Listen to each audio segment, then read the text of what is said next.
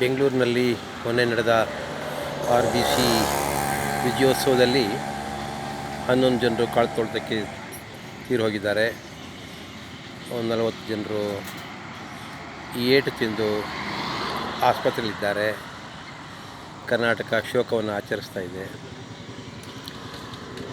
ಒಬ್ಬೊಬ್ಬರಾಗಿ ಪೊಲೀಸ್ನವ್ರನ್ನ ಮತ್ತು ಮುಖ್ಯಮಂತ್ರಿಗಳ ಆಪ್ತ ಸಹಾಯಕರುಗಳನ್ನ ಸರ್ಕಾರ ಹೊರಹಾಕ್ತಾ ಇದೆ. ಸರಿ, ಎಲ್ಲ ಒಂದು ಆಗಿರೋ ತಪ್ಪನ್ನು ಮುಚ್ಚಾಕಲಿಕ್ಕೆ ಮಾಡ್ತಿರೋಂಥ ಎಲ್ಲ ಎಲ್ಲರಿಗೂ ಅರ್ಥ ಆಗುತ್ತೆ.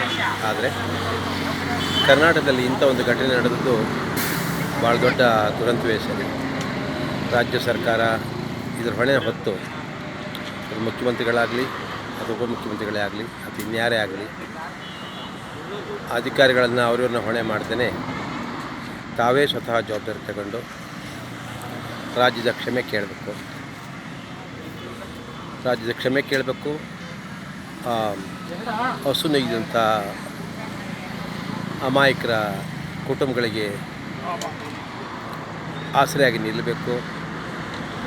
ಕ್ಷಮೆ ಕೇಳೋದ್ರ ಜೊತೆಗೆ ತಾವು ತಪ್ಪು ಮಾಡಿದ್ದೀವಿ ಅಂತ ತಮಗೆ ಅನಿಸಿದರೆ ತಾವು ಕೂಡಲೇ ರಾಜೀನಾಮೆ ಕೊಟ್ಟು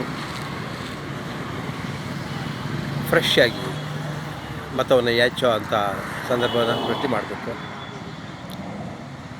ಅಪೋಸಿಷನ್ ಪಾರ್ಟಿಯವರು ಮುಖ್ಯಮಂತ್ರಿಗಳು ಉಪಮುಖ್ಯಮಂತ್ರಿಗಳದೇ ಹೊಣೆ ಅಂತ ಹೇಳಿ ಕೂಗ್ತಾ ಇದ್ದಾರೆ. ಸಾರ್ವಜನಿಕರಲ್ಲೂ ಸಾಕಷ್ಟು ಅಭಿಪ್ರಾಯ ಹಾಗೇ ಇದೆ.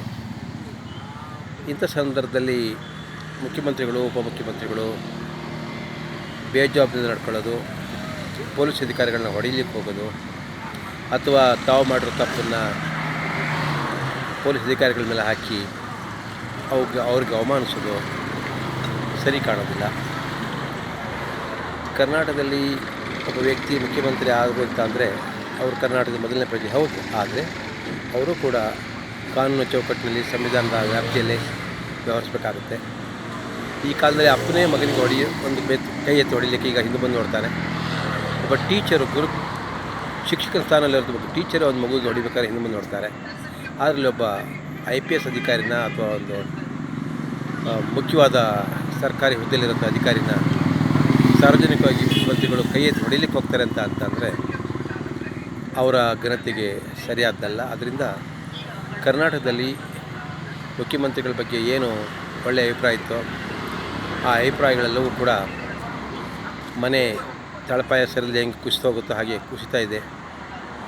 ಇಂಥ ಸಂದರ್ಭವನ್ನು ಎದುರಿಸೋದಕ್ಕಿಂತ ಮುಖ್ಯಮಂತ್ರಿಗಳು ಮತ್ತು ಉಪಮುಖ್ಯಮಂತ್ರಿಗಳು ಇಬ್ಬರೂ ಕೂಡ ಏನು ಇದು ಕರ್ನಾಟಕದ ಕಾಂಗ್ರೆಸ್ ಸರ್ಕಾರದ ರೂವಾರಿಗಳು ಅಂತ ಇಬ್ಬರು ಹೇಳ್ಕೊಳ್ತಾರೆ, ತಾವಿಬ್ಬರು ಕೂಡ ಕಾಂಗ್ರೆಸ್ ಕೂಡ ಅವಮಾನ ಮಾಡ್ತಾಯಿದ್ದೀರಿ. ದಯಮಾಡಿ ತಾವು ಜವಾಬ್ದಾರಿ ಹೊತ್ತು ಈ ಪ್ರಕರಣದಲ್ಲಿ ತಾವೇ ಸಾರ್ವಜನಿಕವಾಗಿ ಕ್ಷಮೆ ಕೇಳಿ ಅಗತ್ಯ ಬಿದ್ದರೆ ರಿಸೈನ್ ಕೂಡ ಮಾಡಿ ಫ್ರೆಶ್ ಆಗಿ ಚುನಾವಣೆ ಎದುರಿಸಿ ಅಂತ ಹೇಳಿ ನಾನು ವಿನಂತಿ ಮಾಡ್ತೀನಿ. ಕರ್ನಾಟಕ ವಿಕಾಸ ವಾಹಿನಿಯ ವತಿಯಿಂದ ತಮ್ಮಲ್ಲಿ ನಾನು ಕಳಕಳಿ ವಿನಂತಿ ಮಾಡಿದೆ ಅಂತಂದರೆ ಸಾರ್ವಜನಿಕವಾಗಿ ಮುಕ್ತವಾದ ಒಂದು ಇಮೇಜ್ ಇರಬೇಕು. ಮುಖ್ಯಮಂತ್ರಿ ಅಂದರೆ ಈ ನಾಡಿನ ಮೊದಲ ಪ್ರಜೆ, ಉಪಮುಖ್ಯಮಂತ್ರಿ ಅಂದರೆ ಈ ನಾಡಿನ ಎರಡನೇ ದೊಡ್ಡ ಪ್ರತಿನಿಧಿ. ತಾವಿಬ್ಬರೂ ಅಧಿಕಾರ ಸಿಕ್ಕಿದಾಗ ತುಂಬ ಸೌಜನ್ಯಪೂರ್ವಕ ಇರಬೇಕೆ ಹೊರತು ಈ ರೀತಿ ಏನು ಮಾಡೋದು ನಡೆಯುತ್ತೆ ಅನ್ನೋ ಕಲ್ಪನೆ ಇದ್ದರೆ ಡೆಮಾಕ್ರಸಿಗಿದು ಕ್ಷೇಮ ಅಲ್ಲ. ತಾವು ತಮ್ಮ ಹೊಣೆ ಅರಿತು ಗಂಭೀರವಾಗಿ ಕರ್ನಾಟಕ ಜನತೆಗೆ ಉತ್ತರ ಕೊಡ್ತೀರಿ ಅಂತ ಹೇಳಿ ನಾನು ನಂಬ್ತಾ ನನ್ನ ಮಾತು ಮುಗಿಸ್ತೀನಿ. ಜೈ ಕರ್ನಾಟಕ, ಜೈ ಭಾರತ.